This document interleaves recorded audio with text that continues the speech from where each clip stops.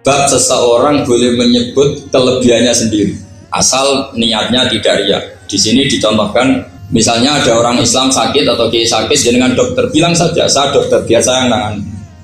Itu boleh, karena motivasi Anda adalah menyelamatkan Pak Kiai tadi atau orang yang sakit, bukan motivasi Anda adalah hadun nafsi, misalnya kalau dalam bahasa keinginan apa?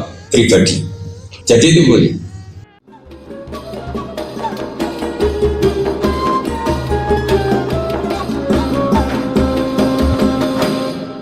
Misalnya ini ada di beberapa literatur fikih, di semua fikih, baik mazhab Syafi'i, Hanafi, Hambali, di semua kitab fikih. Misalnya ada orang mau masuk Islam, terus konsultasi sama ustadz atau sama kiai, Pak saya mau masuk Islam, kamu nggak boleh ngambil sikap monggo ngeteh dulu, itu tidak boleh. Atau apalagi diajak ngobrol dulu, karena 5 menit kita mempersilahkan ngopi dulu itu artinya dianggap kita membiarkan dia dalam keadaan kafir 5 menit dan kita dianggap ikut tanggung jawab. Sehingga di bab, ada ulama yang ngebabkan itu sampai di bab murtad. Termasuk murtad adalah orang yang dimintai mensyahadatkan non muslim kemudian disuruh ngopi dulu atau ngeteh, karena dianggap pembiaran sekian menit masih berstatus kafir. Jadi ibaratnya gini ya, kalau kita mungkin baru bapak-bapak baru pakai celana pendek terus ada orang kecelakaan di jalan, saya tak pakai baju dulu nanti baru kamu saya selamatkan, itu kan naif. Kalau begitu saja naif, apalagi orang yang kafir kemudian pas mau minta disyahadatkan kita bilang monggo mandi-mandi dulu, ngeteh-ngeteh dulu, berarti ada pembiaran sekian menit dia masih berstatus. Artinya begini, kalau dia saat itu kok dimatikan oleh Israel berarti mati dalam status kafir dan kita ikut tanggung jawab, karena harusnya bisa Islam andai kan kita mensyahadatkan saat itu juga. Jadi itu bab-bab yang dianggap ekstrim dalam kutubil fikih, bab-bab fikih. Makanya dalam kitab fikih saya berkali-kali ada non muslim mau bersyahadat ke saya, itu saya bilang ke santri-santri saya, saat itu juga harus kamu ajarin meskipun pakai bahasa Indonesia, yang penting status kafirnya apa? Iya. Baru setelah itu ada hukum sosial ya, mungkin kita nawarin teh atau kopi atau apa. Makanya di sini dibabkan bab seseorang harus tergesa-gesa atau bercepat-cepat atau ngambil sikap bergegas untuk melakukan kebaikan. Terus ayat kedua yang dipakai Sayyidina bin Abi Salam itu begini. Ketika Allah mensifati orang munafik, status orang munafik itu apa? Wa idza qamu ila sholati qamu kusala. Mereka kalau dipanggil untuk sholat, ya berangkat tapi itu salah cara malas-malasan. Sehingga untuk menunjukkan kita loyal sama Allah itu ya paling tidak ada sikap di atas rata-rata. Makanya ada sa'i ya lari-lari kecil, tawaf juga disunatkan ada lari-lari kecil, disebut ar-romal itu lari-lari kecil untuk menunjukkan bahwa kita loyal sama Allah itu tidak sak kobre cara Jawa. Nah itu dibabkan sendiri. Jadi beda antara tergesa-gesa sama ekspresi serius. Jadi musyawarah itu ya kira-kira kan nggak mungkin lah kita dipanggil rektor atau kiai atau orang tua kita terus jalan leha-leha itu kan enggak. Nah contoh yang diambil di sini begini. Ketika ada debat terbuka antara Fir'aun dan Musa, saya ulang lagi ya, ada debat terbuka antara Musa dan Fir'aun, kan Nabi Musa datang ke Fir'aun. Lalu kata Fir'aun, ini asal-usul ayat ini, saya terangkan sejarahnya. Kata Fir'aun, lalu kalau kamu tidak nuhankan saya, Tuhan kamu siapa? Terus kata Musa, Rabbus samawati wal ardi, yang nuhani langit dan bumi. Fir'aun masih berkelit. Kalau Tuhan di bumi, setahu saya kemana-mana yang dituhankan saya, kata Fir'aun. Ma'alim tulakum min ilahi ghairi. Terus Nabi Musa masih ngendikan, ya sudah Tuhan yang nuhani langit. Terus Fir'aun manggil Haman. Haman itu arsitekturnya Fir'aun. Ya Haman ibnili sorhal ali abduhul asbab samawati fa'atoliya ila ilahi Musa. Haman bangunkan kami piramida yang tinggi. Saya ingin melihat Tuhannya Musa. Musa akhirnya mikir, karena kalaupun Fir'aun bisa naik ke langit tetap tidak bisa melihat Tuhan. Kita tahu Tuhan nggak bisa dilihat, kita mungkin aja udah lihat, apalagi Fir'aun rivalnya kan. Akhirnya Musa ganti argumentasi, yaitu argumentasinya Musa, Rabbukum wa Rabbu abaikumul awwal. Ini perlu diingat dan perlu saya sampaikan. Yang nuhani kamu dan yang menuhani leluhur kamu itu sangat memukul Fir'aun. Karena logikanya kalau Fir'aun itu Tuhan berarti babanya dulu tanpa Tuhan. Ini ada Tuhan terlambat. Jadi kalau Fir'aun Tuhan berarti bahnya tanpa Tuhan, karena zaman era bahnya belum ada Tuhan. Karena perdebatan itu banyak punggawa Fir'aun yang mukmin. Wah, ini Fir'aun nggak bener ini. Kalau dia Tuhan berarti babanya tambah. Karena kalau iman itu akan diadili, akan dieksekusi, maka orang ini berstatus rajulun mu'minum min ali fir'auna yaktumu imanah. Maka di Quran diterangkan wa qala rajulun mu'minum min ali fir'auna yaktumu imanah. Ada seseorang yang iman tapi menyembunyikan iman.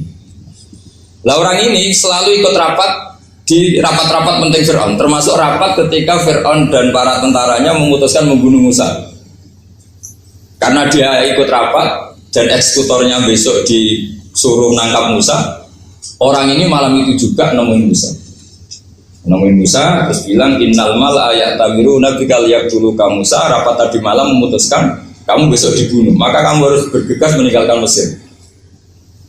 Nah, dari kesimpulan itu, dari cerita itu kemudian diambil secara hukum fikih bahwa untuk menyelamatkan darah harus sah, harus bergegas. Andai kan Musa itu kok sak kobre, sak sempate, maka keburu. Andai kan ini rojul ini tadi, orang tadi penasihat tadi, kok sak kobre ya, maka berarti Musa terlanjur tertang. Jadi itu pentingnya ulama ya. Jadi cerita yang linier, cerita yang seakan-akan cerita di tangan ulama tetap menjadi al-ahkam al-fiqhiyah, menjadi ketentuan-ketentuan apa? Fikih. Jadi yang diambil di sini adalah lelaki tadi yang ikut rapat tadi bergegas menemui Musa, memberitahu kalau kamu besok mau dieksekusi, fakhrus, maka kamu harus secepatnya keluar dari Mesir untuk menyelamatkan diri. Terus oleh Sayyidzuddin bin Abi Salam dibabkan bab harus tergesa-gesa menyelamatkan darahnya orang apa? Islam. Jadi ini penting saya sampaikan. Jadi al-qasas ya, semua cerita di Quran itu tidak sebagai cerita, karena Quran tidak ingin melahirkan pendongeng, tapi harus menjadi ibrah, menjadi teladan. Jadi makanya terus di kitab-kitab ulumul Quran diterangkan al-qasas ya, beberapa cerita di Quran adalah semuanya menjadi ketentuan fikih. Saya ulang lagi ya, semua cerita yang ada di Quran itu menjadi ketentuan fikih, meskipun alurnya apa? Cerita. Kayak tadi kan alurnya cerita bahwa lelaki ini bergegas nemui Musa supaya Musa cepat keluar dari Mesir. Terus dibabkan babul musaroah ila nusifid. Saya teruskan. Wa kama la ra'ayna ma yaqtulu musliman law taqtu'u alaihi la qatalahu fal musaroah ila takrisihi min wajibatun. Idlaisal unatu mahmudatan fi kulli syai'in falaha mawaqinu tuhmadu fiha wa mawaqinu tutammu fiha wa kadzalika al musara'a wal lain wal dhulta wa ghairuhuma. Terus cara berpikir ulama, saya pernah baca dalam satu sejarah ulama besar namanya Sufyan Ats-Tsauri. Sufyan Ats-Tsauri itu menjadi wali itu gara-gara kalau sholat di masjid itu beliau datang sebelum adzan. Saya ulang lagi, beliau datang sebelum adzan. Ditanya, kenapa kalau kamu datang sebelum adzan? Saya ini gak ingin jadi hamba yang buruk. Hamba yang buruk atau pembantu yang buruk adalah setempe nunggu dipanggil. Misalnya kita tahu majikan kita pasti manggil jam 7. Kemudian jam 7 itu Anda masih ngopi, masih tata-tata, itu kan tidak menghormati majikan. Harusnya kamu setempe di jam yang saat itu pasti majikan Anda memanggil. Kata beliau, saya tidak ingin seperti pembantu yang buruk, datang nunggu apa? Dipanggil. Jadi itu ada beberapa spirit ya, atau inspirasi dari aturan-aturan mahabbah. Sebab itu ketika Allah kritik orang munafik, wa idza qamu ila sholati qamu kusala, ketika dipanggil sholat mereka datang bermalas-malasan. Karena ada cintanya sama Allah, maka datang berlambat-lambat. Nah, berarti kalau ekspresi cinta mengharuskan kita datang bercepat. Makanya dalam istilah lain di Quran ini termasuk balaghatul Quran. Di juz 25 itu istilah menuju Allah itu fafirru ilallah. Kita tahu firar itu maknanya lari apa jalan biasa. lari. Jadi untuk mengekspresikan mahabbah kita, kangen kita pada Allah, cara bahasa Arab isak kita, berontok kita sama Allah, tidak diistilahkan jalan tapi fafirru ilallah, harus bergegas berjalan. Begitu seterusnya.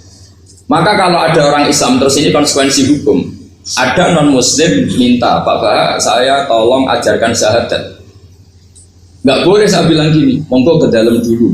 Padahal perjalanan ke rumah saya misalnya setengah jam, nggak boleh. Saat itu meskipun sambil berdiri-diri harus kita tauhidkan. Kamu yakinnya Allah itu satu, Tuhan Allah, harus. Karena kalau ada perjalanan ke rumah 5 menit terus dia kecelakaan, belum syahadat, statusnya mati apa? Kafir. Dan kita ikut terlibat karena sebetulnya bisa mengislamkan saat itu juga. Analoginya kayak tadi loh. Orang kecelakaan di jalan karena kita pakai celana pendek, contoh Syria nih, saya tak pakai baju dulu. Habis itu dilides truk. Itu kan kita ikut salah karena kita yang punya kesempatan. Tentu yang disalahkan yang punya kesempatan. Karena merubah status dari potensi kelides truk menjadi sama sekali gak potensi kelides truk dengan kita inggirkan. Meskipun kita dalam keadaan tidak ideal. Sama. Orang kafir yang mau masuk Islam itu umumnya kiai-kiai kan kadang sebagian disuruh mandi dulu, itu salah sebenarnya. Itu salah sekali. Sangat salah, apalagi nunggu seremonial di masjid, nunggal toko-toko itu bujutnya salah. Itu gak cuma salah, bujutnya salah. Jadi salah yang akut. Itu salah besar.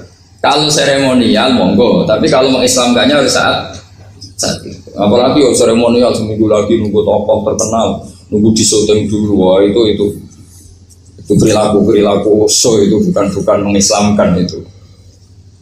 Makanya kita yang sebagai peneliti fikih itu kadang itu enggak serg. Masa mau Islam nunggu di masjid dulu, di syuting dan tokoh-tokoh itu salah. Itu sama dia kamu lihat orang kecelakaan mau menyelamatkan, ini ada wartawan enggak? Minta di syuting dulu sedang mati ini. Jadi kita normal saja dalam Islam, sesuatu yang mendesak, yang emergensi ya perlakuannya harus cepat. Sehingga dibabkan faslun fil musaroah ila nusifid fitima. Jadi ada beberapa contoh di Quran memang aturannya seperti itu. Makanya semua redaksi Quran tentang menuju Allah diredaksi fafirru ilallah. Makanya di tawaf ada ekspresi romal, jalan agak cepat. Di sa'i juga ada momen-momen kita harus romal, berjalan cepat. Di beberapa aturan juga seperti itu. Ya saya ulang lagi, di beberapa aturan Islam juga seperti itu. Nah sekarang efek di hukum haji. Saya banyak baca literatur haji.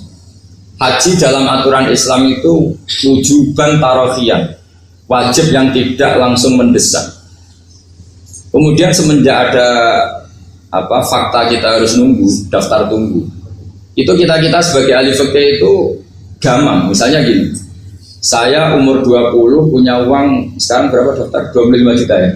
Saya umur 20 punya uang 25 juta. Saya jomblo misalnya, ya butuh nikah, ya butuh macam-macam. Itu wajib daftar haji apa enggak? Karena kalaupun daftar nunggu 20 tahun. Nah sekarang kalau ada orang umur 50 tahun punya uang 25 juta, menurut Anda wajib daftar saat itu apa enggak?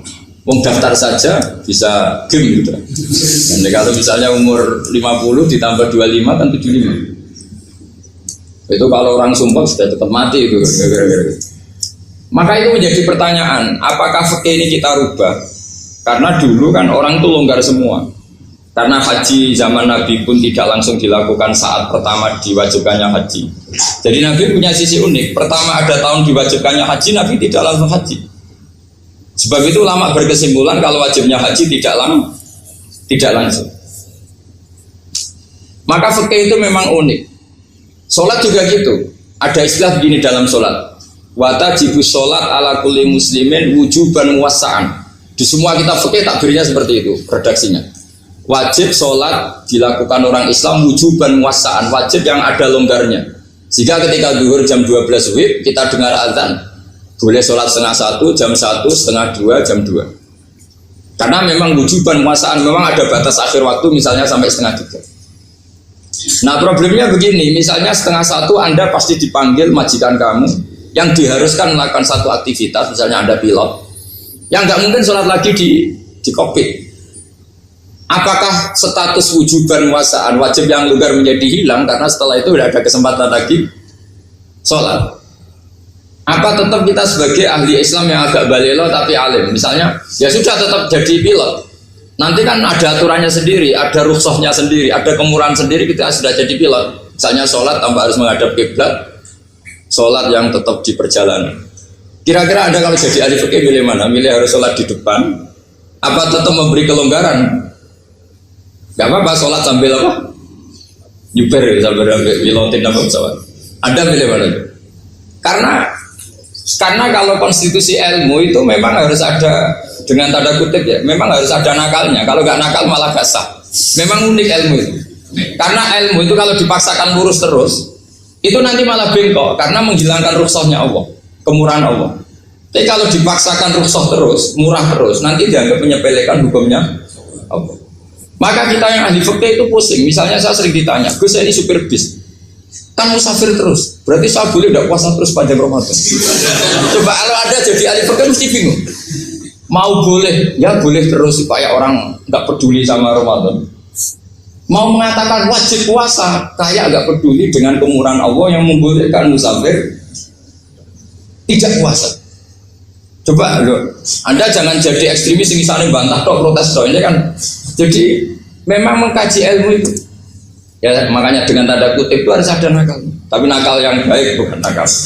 Nakal itu kalau bahasa Jawa itu kan tidak harus dosa, seperti anak kecil menek-menek itu tuh bocah kok nakal, padahal anak kecil menek itu haram dah. Enggak kan, malah orang tuanya yang bentak itu yang haram. Yang nakal betul ya ibunya yang bentak cerewet itu, karena ibunya orang yang sudah mukallaf, sudah tua, salah langkah yaitu bentak. Kalau anaknya naik meja itu ya sebetulnya bahasanya tidak nakal, lucu. Oh jelas pinter conggo iso munggah meja, harusnya diapresiasi. Tapi rata-rata itu semua akal mencampur gelas.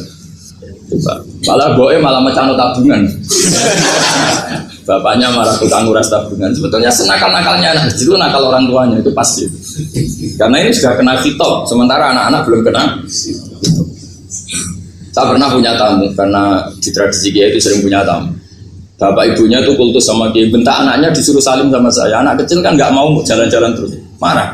Tak marah orang tuanya tak marahin. Yang dosa itu kamu bentak anaknya. Kalau anak kecil tuh kena diskon rufi al-qalamu an salasin. Di antara aturan Islam apa? Tidak ada keharusan bagi 3 orang. 1 anak kecil sampai balik, 2 orang tidur sampai bangun, 3 orang gila. Artinya anak kamu itu tidak kena hitam untuk sopan sama saya. Kamu yang kena hitam baru sopan sama anak-anak. Nah ini ada Jawa itu kadang keliru. Jadi orang tua itu marah-marah memaksakan anaknya sopan. Padahal Allah memberi diskon anak kecil itu belum wajib sopan. Gak apa-apa ada tamu naik-naik itu, asal masih anak kecil. Makanya Rasulullah ketika beliau sholat sujud itu Hasan Husain itu naik. Cara Jawa Nabi itu 3 tumpahan. Semua riwayat mengatakan Nabi itu diam saja, gak berani ngangkat. Sampai sahabat itu ada yang ngomong, ini Nabi sujud lama sekali ada apa? Jadi kita punya riwayat itu ya baru kayak sahabat yang agak nakal. Semuanya itu sujud, tapi bareng di atas rata-rata ada sahabat yang belakang ngomong, siapa tuh ini sujudnya kok lama? Barokahnya itu ditemukan riwayat, oh ono putune. Karena Hasan itu naik di atas punggungnya apa? Nabi itu andai kan tidak ada yang ngomong, riwayat ini tidak ditemukan. Barokahnya ada yang ngomong itu mungkin. Kalau sekarang mungkin semua masjid melongok karena orang sekarang jarang yang khusyuk. Kalau dulu hanya 1 yang di belakang. Setelah itu Nabi memberi penjelasan, saya tadi sebetulnya harus mengakhiri sujud saya sesuai aturan umum, tapi ada cucu saya tak biarkan sampai dia puas naik punggung saya, sehingga dia turun baru saya naik. Filosofinya apa? Begini, anak kecil 1 udah kena hitop, 2 jangan sampai sholat itu jadi problem. Kalau Nabi nyentak Hasan, membentak, tuh ono bae sholat kok diganggu, maka sholat menjadi trauma. Gara-gara sholat bahasa bentak saya. Lama-lama anak ini trauma dengan sholat karena dianggap problem. Makanya saya termasuk kiai nggak berpendapat anak kecil nggak boleh di masjid. Sering kan anak kecil di masjid, ayo khutbah rame. Saya termasuk setuju tetap boleh. Kalau dibentak di masjid maka dia trauma dengan masjid. Wong saya ke masjid dibentak. Lagi pula kadang-kadang orang tuh gaya-gayaan dong. Wah rame orang khutbah rame nih. Padahal kalau nggak dirapeni anak-anak malah udah tidur. Kita kan tidak bisa menjamin kalau perilaku kita lebih baik gitu. Mendingan kan anak-anak main di masjid dibanding di karaoke kan. Jadi kan Nah ini maksudnya saya, ini fikih ya. Fikih itu wilayahnya, makanya jadi ahli fikih itu susah-susah gampang. Jangan hanya berpikir protes dengan ketentuan fikih, mengkaji yang sebanyak-banyaknya. Itu tadi, misalnya Anda seorang supir permanen, supir bis terutama, kalau truk kan bisa alih-alih, kalau bis kan apa ada deadline-nya ya waktu, seperti bis jurusan Surabaya Semarang, saya kan sering naik bis jurusan Surabaya Semarang. Kadang-kadang supirnya melihat saya tanya, Gus saya ini supir, saya ini Ramadan itu gimana ya? Ya saya sudah ngerti setengah nakal, dan senengnya dijawab rasa poso ya saya takut. Tapi masalahnya secara fikih kalau kamu mengatakan kamu harus puasa terus, kamu melanggar konstitusi ilmu. Memang musafir punya diskon? Boleh? Tidak puasa. Pertanyaannya, bayarnya kapan? Mau Syawal ya nyupir lagi, Zulqa'dah nyupir lagi, nanti sampai Ramadan ya. Nah terus, ya pas kamu cuti, biasanya cutinya pas sakit, boleh diskon lagi karena sakit. Coba. Nah, andai kan ada jadi ahli fikih milik zaman, sahur jam 3:30, ngombe vitamin, pokoknya harus kuat. Itu udah hukum, itu saran. Hukum itu beda dengan saran. Hukum itu hanya berpijak musafir itu boleh store. Kalau saran memang boleh, ya usahakan kamu makan 3:30 pas fit, nyupir. Terus kalau nyupir selesai jam 10 nanti istirahat. Memangnya majikan bisa ngatur jamnya? Itu fikih. Maka menjadi perdebatan yang namanya pergi itu apa? Menurut Imam Syafi'i pergi itu ya dari rumahnya ke tempat yang asing yang tidak wilayahnya namanya pergi. Menurut Imam Ahmad bin Hanbal enggak. Pergi itu tidak kerja. Jadi orang yang supir yang seperti itu namanya tidak pergi tapi kerja. Tanyakan ke publik, misalnya jenengan ke UI, istri kamu atau suami kamu ditanya, istri kamu kemana? Kira-kira jawabnya bilang pergi jalan-jalan apa bilang kerja? Kerja. Makanya kata Imam Ahmad bin Hanbal, mudi musafar atau orang yang berprofesi, yang profesinya memang harus pergi, kayak traveling atau supir, maka itu namanya tidak pergi, namanya itu kerja. Karena apa? Sekali distatuskan pergi, maka ikut status yang dikatakan Allah dan Rasul, dapat diskon, boleh tidak puasa. Maka terus kita debat tentang definisi. Nah definisi ini penting karena yang menjadikan hukum rubah itu definisi. Misalnya gini mbak ini ngaji saya, statusnya kalau pakai status saya ajnabi, orang lain bapak ajnabiyah, maka hukumnya saya melihat bapak ini haram karena statusnya ajnabi melihat ajnabiyah yang tidak mahram. Tapi kalau di fikih itu ada statusnya. Laki boleh muwajahah sama perempuan adalah 1 untuk belajar, 2 untuk muamalah, 3 untuk kesaksian, 4 untuk pengobatan. Itu kan ada pengecualian. Sehingga statusnya sekarang Mbak itu belajar, apa ingin melihat Gus Bah atau Gus Bah itu mengajar, itu statusnya bisa rubah. Makanya kalau sebetulnya kalau kita marung di warung misalnya Padang, kita nggak pilah-pilah, kebetulan pelayannya perempuan itu masih bisa ditilah secara fikih. Saya muamalah marung, cuma kebetulan penjaganya. Tapi masalahnya Pak ini punya daftar penjaga yang cantik, itu masalah. Maka pertanyaannya itu marung ke situ demi marung, apa demi melihat? Tidak jawab saja. Demi marung apa demi melihat? Kalau demi marung sepakat yang penjaga yang sangar-sangar juga banyak. Akhirnya kalau demi makan, penjaga yang cowok kan banyak. Kalau demi melihat, berarti yang dihitung kan niatnya. Berarti karena muamalah apa karena melihat? Melihat. Itu status. Jadi makanya kalau mudi musafar itu namanya orang pergi atau orang kerja? Orang kerja. Maka menurut pikirannya Imam Ahmad bin Hanbal seperti itu harus puasa.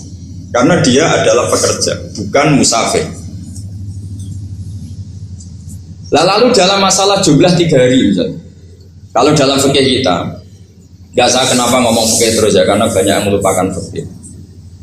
Jenengan pergi haji, zaman Nabi haji itu jamak dan qashar terus. Padahal hajinya Nabi itu, haji itu minimal kan berapa hari minimal itu? 9, 10, 11, 12. Sebenarnya haji itu minimal hanya 4 hari. Karena 13 Dzulhijjah bisa nafar apa? Awal. Kalau nafar awal berarti nggak ada kewajiban nafar sani. Berarti yang wajib betul kan 9 tanggal 9 wukuf di Arafah, terus 10 biasanya ifadah sama balaan jumroh apa? Akobah, terus 12 itu kan sudah boleh cabut karena apa? Nafar apa? Awal. Berarti nggak usah nafar apa? Sani. Berarti hanya berapa? 4. Tapi Nabi haji di Mekah Medina itu sampai 40 hari karena perjalanan. Pertanyaannya, ketika Nabi menjamak dan mengqasar itu cara Imam Syafi'i lis safar. Karena Nabi orang Medina datang ke Mekah dengan jarak 460 kilo, maka Nabi boleh jamak dan qasar. Jadi pikiran Imam Syafi'i, jamaknya Nabi itu lis safar karena pergi. Cara pikiran Imam Malik enggak, jawabnya Nabi itu lin nusuk. Nabi menjamak sholat itu karena melakukan ibadah haji. Efeknya adalah orang Mekah kalau haji itu cara Imam Malik meskipun jaraknya dekat boleh apa? Boleh apa? Qasar, boleh jamak qasar. Lalu terus ada pertanyaan fikih lagi. Lalu jamak qasar itu karena pergi apa karena masyaqqah? Karena repot. Coba kalau sampai kira-kira jawab.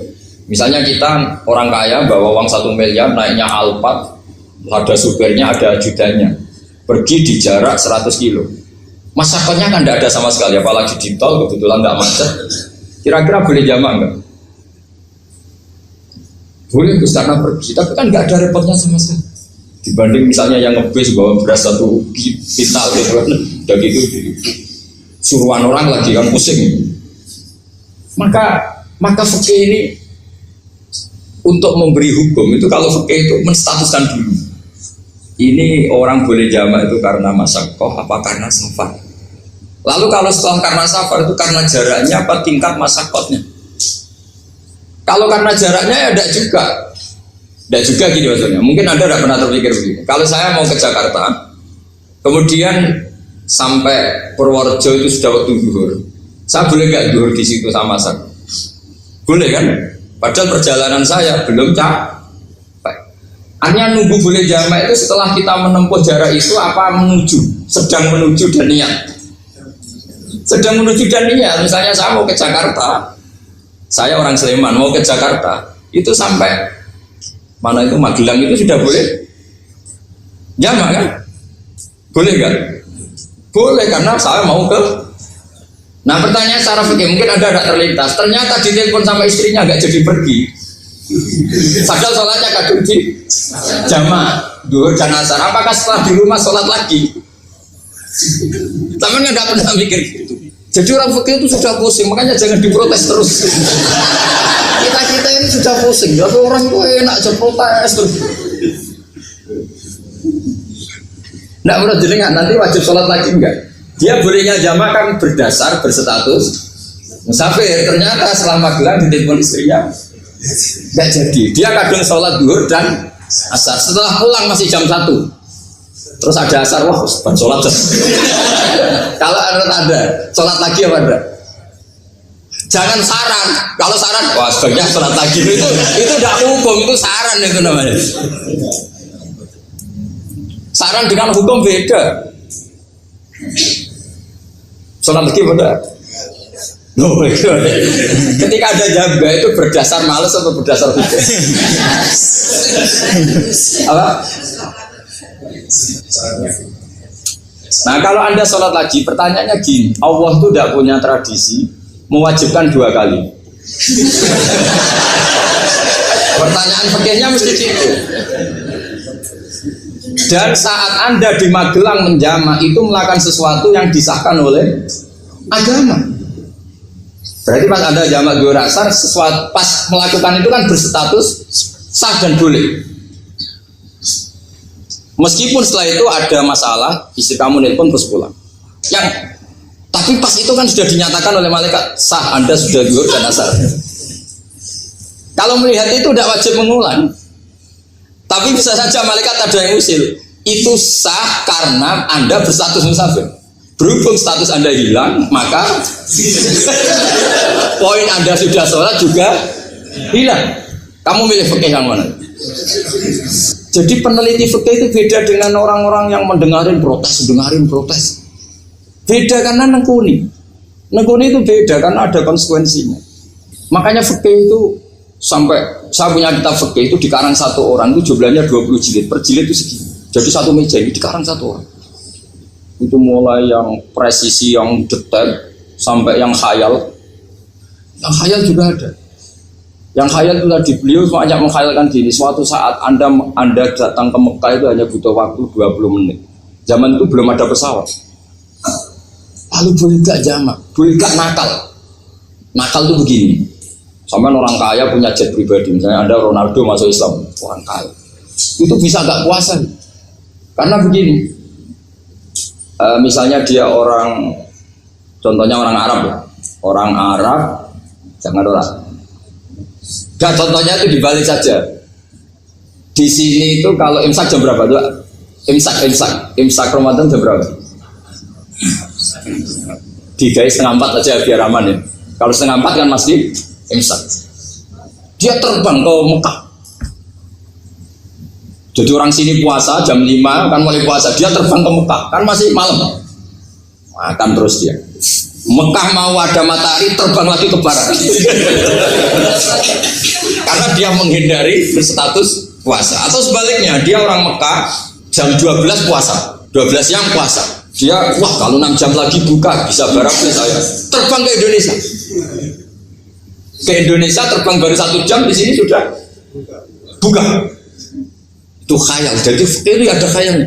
Itu lama dulu sebelum ada pesawat sudah mengkhayal gitu. Bolehkah orang yang di Masyrik ke Maghrib demi itu? Kalau Anda jadi Raja Salman jam 1 kok sudah nggak kuat apa? Puasa, itu diberi saran terbang ke Indonesia.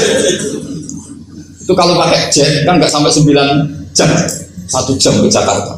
Sudah ada wow akbar. Bukan. Boleh enggak? Lo mau kamu tidak bilang, oh nggak boleh. Wong di Jakarta sudah huru Samsi. Masa sudah matahari terbenam orangnya nggak boleh? Bukan. Leja. Apa? Kalau resikonya gini, sampean mungkin nggak mikir. Resikonya gini, kalau dia berstatus musafir, bolehnya buka karena musafir. Pertanyaannya dia wajib bayar. Kan musafir bolehnya kotor nanti harus bayar, tapi kalau dia buka normal kan bayar. Beda, efek-efeknya beda. Sama jangan protes, Gus Baik gimana mau ngaji malah tidak senang. Ini kan ngajinya para dosen, para pegawai, jadi harusnya itu jadi mufti, ngaji untuk jadi mufti, bukan ngaji untuk mendengarkan.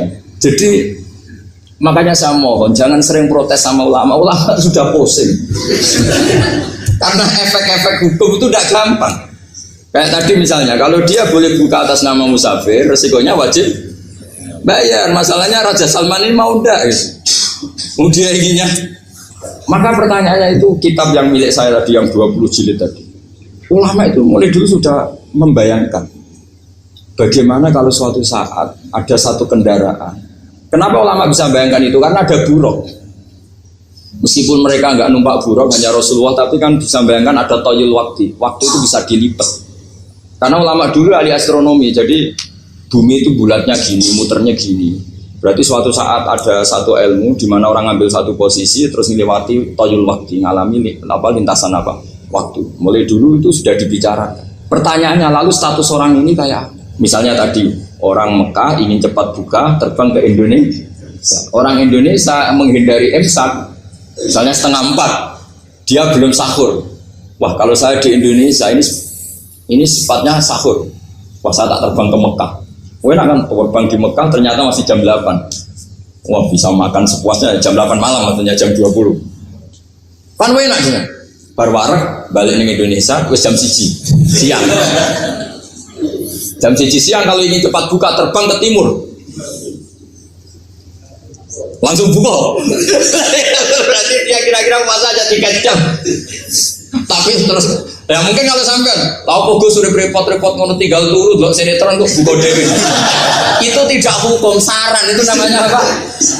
Kalau hukum tetap tadi yang dikatakan puasa adalah imsak, mulai jam imsak sampai hurubus. Lalu pertanyaannya lagi, hurubus samsi sampai imsak itu konversi jam apa nyata-nyata hurubus samsi? Kalau yang diliwati khatul istiwa itu nyata, fi'lan, kalau dalam bahasa Arab fi'lan awaqiyah. Tapi kalau Anda orang kutub, saya sering kirim-kiriman surat. sama mufti-mufti yang ada di Timur Tengah, di Eropa, konsultasi maksudnya. Orang kutub itu kan tidak ada matahari, tidak ada apa-apa. Jika kalau Anda baca kitab di kutub, mesti Gus Bak ajaran pembohong. Misalnya orang kutub ngaji saya, kamu harus subuh sebelum matahari terbit. Sekali matahari terbit, waktunya hilang. Duhur setelah matahari agak ke barat. Asar kalau matahari terbenam, hilang waktunya. Terus mereka mesti bilang, mataharinya di mana? Maka pertanyaannya, boleh gak mengkonversi waktu untuk orang kutub? Jadi misalnya pola umum subuh jam 4:30, berarti antara subuh dan qadha itu 1 jam setengah. Subuh sama zuhur polanya berapa berarti? Kalau 4:30 sampai jam 12 itu 6 sama 7:30. Berarti ya kira-kira habis subuh nunggu 7 jam setengah baru zuhur, nunggu 3 jam baru asar, nunggu 3 jam baru maghrib. Berarti waktu puasa kira-kira antara jam 4 sampai jam 6. Berarti berapa jam itu? 12 sama 2 14 jam. Oke, berarti orang kutub harus puasa 14 jam. Tidak bergantung waktu mata. Tapi ada lagi pertanyaan lucunya gini, lalu 14 jam Gus itu dimulai dari mana? Apa asal 14 jam? Apa harus ada konsensus setarnya? Masih ada PR lagi. Menurut kamu gimana? Ada konsensus setarnya dimulai jam 4 dini hari. Apa asal jumlahnya? Imsak 14 jam. Mikir lagi kan? Itu di Denmark itu ada satu musim di mana siang terus sampai sekian bulan. Siang terus sampai orang sana itu capek. Kenapa ada siang terus? Logikanya kan tadi bumi itu bulat-bulat, juga belajar falak, astronomi. Kalau tepaan kamu di sisi yang barat agak utara atau agak selatan, matahari ini nyentrong terus. Sehingga bumi mulak malik ya kamu kesentron terus karena kita ini kan tepaan di khatulistiwa, di khatulistiwa. Sebenarnya khatulistiwa itu bahasa Arab dari kata khatul istiwa, khatun itu garis, istiwa itu tengah. Islam itu oleh Allah memang dipilih di tempat paling top yaitu Mekah. Mekah Ka'bah itu suratul ardi. Jadi sebelum ditemukan ilmu astronomi itu Nabi sudah ngendikan Al-Ka'bah suratul ardi. Ka'bah itu pusarnya bumi. Sehingga di Ka'bah itu satu-satunya area yang terbebas dari medan magnetis. Karena dari utara dan selatan benar-benar di tengah. Maka potensi jam paling akurat di dunia itu hanya jam yang di Mekah itu. Karena apapun akuratnya teknologi di Amerika atau Jerman, karena jam itu dari logam tetap ketarik medan magnetis, entah berapa 00, tetap kena. Misalnya jam di Jerman lebih dekat mana kalau Jerman? Mesti ketarik medan magnetis, entah berapa kadarnya, karena materi jam dari logam. Sementara di Mekah karena di tengah itu terbebas dari medan magnetis. Nah, sehingga yang segaris dengan Mekah kayak Indonesia itu semuanya khatul istiwa. Nah kalau khatul istiwa normal itu artinya ya 12 siang secara umum ya 12. Sehingga ulama Indonesia kalau ngaji itu lebih gampang, lebih tidak dianggap bohong. Karena ya ada terbitnya matahari, ada zawalus syamsi, ada hurubus syamsi. Coba kalau kitab itu Anda baca di kutub utara sama kutub selatan, murid kamu bingung semua. Ini gimana Ustaz, tidak ada matahari kok semuanya diukur pakai matahari. Lalu pertanyaannya dikonversi kan? Pertanyaannya kalau dikonversi pakai apa tuh? Asal 14 jam, apa harus sepakat dimulai jam berapa? Milih mana? Milih sepakat. Pertanyaannya kalau sepakat, ukurannya siapa yang jadi ahlul halli wal aqdi? Jadi orang fikih itu sudah bingung, makanya saya mohon jangan sering diprotes. Saya pernah ketemu ulama, saya kan sering ikut komunitas di New York. Itu andaikan dibur, itu pas persis Ka'bah. Jadi buminya itu kalau dibur itu pas persis Ka'bah. Lalu pertanyaannya, ada kiblat tidak di sana? Ya bumi kan gini ya. Kalau dalam bahasa falak itu ada rubuk namanya. Rubuk itu bumi yang sewaktu itu hanya yang 1/4. Ya bumi yang sewaktu itu hanya 1/4. Jadi kita sekarang siang, berarti yang baru siang hanya 1/4 bumi. Nanti yang malam ya hanya 1/4 bumi. Ya, misalnya sekarang kita di sini siang, di Arab Saudi kan belum, ini masih 5:30. Ini sekarang di Arab Saudi baru setengah. Lah itu ada daerah di mana dengan Ka'bah itu pas atas sama bawah. Harusnya kan bebas arah. Apa? bebas arah. Lalu orang sana sholatnya itu menghadap kemana? Pernah ulama Yusuf itu minta fatwa ke Rabitatul Alam Al-Islami. Lalu kita harus menghadap kemana? Makanya dalam dunia anekdot ulama itu ada anekdot Abu Nawas itu orang yang nggak pernah kalah debat. Dia itu terkenal nggak pernah kalah debat. Tapi dia ada ilmuwan. Dia punya tetangga ilmuwan, punya pengaruh besar. Semua orang ngaji ke ilmuwan itu. Mantelnya bukan main, karena dia ahli falak, ahli astronomi. Mau nandingi dia ada bisa, nggak nandingi itu reputasinya jatuh. Orang itu berteori kalau bumi itu bulat-bulat. Kalau kamu jalan ke sini, maka akan ke titik yang suatu saat si profesor ini kemalingan, terus minta tolong Abu Nawas rumah saya kemalingan. Terus lari kemana malingnya? Ke timur. Setelah ke timur, larinya ke timur. Abu Nawas lari ke barat. Terus tanya, sudah tak bilangin malingnya lari ke timur, kok kamu lari ke barat? Nanti ketemu di titik yang sama. Semenjak itu profesornya makal. Oh kamu nyindir. Artinya Abu Nawas gak terima. Teori Anda itu gak bisa. Secara keilmuan benar, tapi secara faktual gak boleh. Berarti kalau ada orang ngejar istrinya lari ke timur, dia harus tetap ke barat. Nanti ketemu di titik. Yes. Jadi malingnya tuh lari ke timur. Abu Nawas ngejar ke barat. Ketika ditanya profesornya, sudah bilangin malingnya tuh lari ke timur, kenapa ada ke barat? Kataan kan nanti ketemu di titik yang sama karena dulu bulat-bulat. Nah, pertanyaannya gini, lalu kalau yang segaris itu ada arah enggak? Kayak Yusuf tadi. Menurut kamu tetap berkiblat apa enggak usah?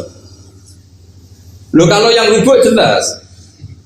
Belum gitu, kalau rubuk begini loh, misalnya begini, terus kamu di sini sama sini kan masih ada arah. Tapi kalau sini sama sini masih bisa kiblat.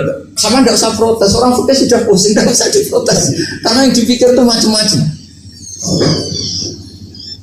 Nah ya makanya ini mengkaji ya, saya mohon ya kayak tadi ini mengkaji, saya mohon saya cukupkan sekian. Sementing apa ya, kita ada respeknya lah sama ulama. Jadi ulama itu susah, mikirnya susah, harus tanggung jawab di depan Allah, di dunia diprotes terus. Ini mungkin yang bawa kitab ikutnya halaman 293. Itu yang mungkin nanti bisa dikopi sama yang nggak punya tag. Yang nggak punya tag mengkopi sama yang punya. Di sini diantaranya itu ada bab faslun fi dzikri rajul manaqiba nafsi. Bab seseorang boleh menyebut kelebihannya sendiri. Asal niatnya tidak riya. Di sini dicontohkan, di sini diceritakan ketika mau masa paceklik, saya ulang lagi masa paceklik, itu Nabi Yusuf karena merasa amanah dan merasa punya kemampuan mengelola ketahanan pangan, beliau bilang ke rajanya, qala ja'alni ala khazainil ardi inni hafizun alim. Raja, jadikan kami pengatur ketahanan pangan karena ini hafizun alimnya dan saya terpercaya. Hanya Nabi Yusuf seorang nabi tentu panutan, beliau menonjolkan kemampuannya itu boleh asal untuk kemaslahatan. Misalnya ada orang Islam sakit atau kiai sakit, dengan dokter bilang saja saya dokter biasa yang nangani. Itu boleh karena motivasi Anda dalam menyelamatkan Pak Kiai tadi atau orang yang sakit, bukan motivasi Anda adalah hadun nafsi, misalnya kalau dalam bahasa keinginan apa? Pribadi. Jadi itu boleh. Jadi ini di beberapa contohkan, ya ayuhanna su'alimna mantiqat thairi wa utina min kulli syai'. Nabi Sulaiman itu bilang gini, wahai para manusia, saya ini bisa bahasa burung apa saja dan saya bisa melakukan apa saja, wa utina min kulli syai'. Nabi Sulaiman ngendikan begitu karena ingin menunjukkan betapa sayangnya Allah ke saya. Sampai saking sayangnya Allah, saya bisa menguasai bahasa burung, bahasa binatang. Jadi motivasi seorang Nabi itu ingin menunjukkan betapa kudrohnya Allah tidak terbatas. Nah buktinya apa ya? Buktinya Sulaiman, sama tak cerita. Nabi Sulaiman itu kalau ke masjid itu mesti jagungan sama orang miskin. Terus beliau bilang gini, miskinun yujalisu miskina, ayo podo kerene jagungan. Karena beliau dengan kenabiannya meskipun kaya raya itu tidak merasa punya sama sekali karena semuanya milik Allah Subhanahu wa taala. Dan beliau buktikan beliau kaya raya itu untuk bangun Baitul Maqdis yang semegah itu semuanya pakai asetnya Nabi Sulaiman. Kita bisa memperkerjakan jin dan setan juga untuk bangun Baitul Maqdis, bukan untuk bangun dirinya, rumah dirinya. Ya ini dicontohkan satu Nabi Sulaiman, dua Nabi Yusuf. Terus ketika contoh yang diambil, setiap nabi ketika pidato kepada umatnya mesti ditutup dengan wa ana lakum nasihun amin. Saya ini adalah penasehat yang terpercaya. Jadi ajaran saya bukan ingin menyengsarakan kamu, tapi wa ana lakum nasihun amin. Saya adalah penasihat yang baik. Artinya akan menonjolkan diri. Jadi boleh asal itu untuk kemas lahat. Jadi di sini ada sekian contoh, mungkin bisa diakses di halaman 293 di bab faslun fi dzikri rajuli manaqib nafsi. Terus kalau contoh hadis, Nabi sering ngendikan begini, ana sayyidu waladi Adam wa ana awwalu syafi'in, dan saya adalah nabi pertama yang punya hak syafaat. Tapi Nabi ngendikan seperti itu supaya orang punya harapan ketika di mahsyar. Sudah kalau di mahsyar nyari saya karena saya diberi hak syafaat. Jadi asal niatnya untuk maslahat gak apa-apa. Makanya saya sering di mana-mana sering cerita, saya ini menekuni fikih supaya orang kalau belajar fikih jelas ke saya Pak. Kalau saya tidak ngomong, orang keliru guru. Tapi ya harus ada buktinya. Nanti ngomong ahli tok ada ahlinya ya kacau kan. Ya jadi boleh ya. Di sini dibabkan faslun fi dzikri rajul manaqiba nasibah, seseorang boleh menunjukkan kemampuannya asal tadi untuk lil maslahah. Sudah Pak Samsul ya? Tadi yang pertanyaan dari siapa itu? Pak Sus Budiar. Pak Sus itu gimana ini kasusnya, itu orangnya sudah Islam toh? Sudah apa masalah. Terus Anda kata ilat itu gak niat menghindar toh, memang saatnya harus kata ilat. Hanya menyesal. Oh, hanya menyesal, bagus lah, punya penyesalan. Enggak begini ya, kalau orang itu sudah Islam itu kan tidak se-emergensi yang belum Islam, itu hanya ideal. Artinya idealnya seseorang kalau mau meninggal, akhir dari kalimatnya adalah la ilaha illallah. Tapi itu pun ulama dinego. Ini saya beri cerita sedikit. Kitab Fathul Mu'in itu termasuk kitab yang nggak setuju kalau kalimatnya sepersis la ilaha illallah. Kenapa Pak Sus? Logikanya gini. Ini semua ulama gitu ya. Itu ada dua riwayat. Mangkana akhiru kalamihi la ilaha illallah dakhalal jannah. Sebagian riwayat mangkana akhiru kalamihi Allah dakhalal. Nah ulama itu milih yang Allah. Kenapa milih yang Allah? Karena la ilaha illallah itu resikonya tinggi. Pas la ilaha ateis, tidak ada Tuhan, mati. Maka ulama, tradisinya guru-guru kita, kalau ada orang mau mati yang sudah akut, itu hanya ditalkin Allah. Karena ini lebih tidak berisiko. Tapi kalau la ilaha illallah, pas la ilaha belum illallah, mati. Tidak bisa kamu buat belum mati. Ayo teruskan dulu, baru mati ini gimana? Belum illallah kok sudah. Jadi makanya terus di situ diterangkan lagi begini. Setelah orang itu melafadzkan la ilaha illallah, kan orang mau mati itu kan macam-macam ya. Ada yang sudah akut, ada yang masih sehat. Kalau masih sehat sebaiknya la ilaha illallah. Tapi kalau sudah akut hanya dilatih apa? Allah. Terus saran kedua oleh kitab Fathul Mu'in diterangkan sebaiknya jangan ngomong lagi. Karena Nabi ngendikan akhir itu harus itu menjadi kalimat. Jadi misalnya setelah kamu talqin la ilaha illallah, kamu tanya, "Pak, sertifikatnya di mana?" Akhirnya bapaknya jawab, "Di lemari." Pas melamari mati. Berarti akhir kalimatnya mati. Makanya kita juga harus memperjuangkan supaya itu benar-benar akhirnya. Jika nanti dikenang di akhirat, ini orang luar biasa mengakhiri dunia dengan kalimat la ilaha illallah. Tapi nanti kalau ini orang luar biasa mengakhirinya dengan kemarin. Apalagi tanyanya gini, "Pak, tabungannya di bank apa?" Ini bisya, berarti terakhir bilang apa?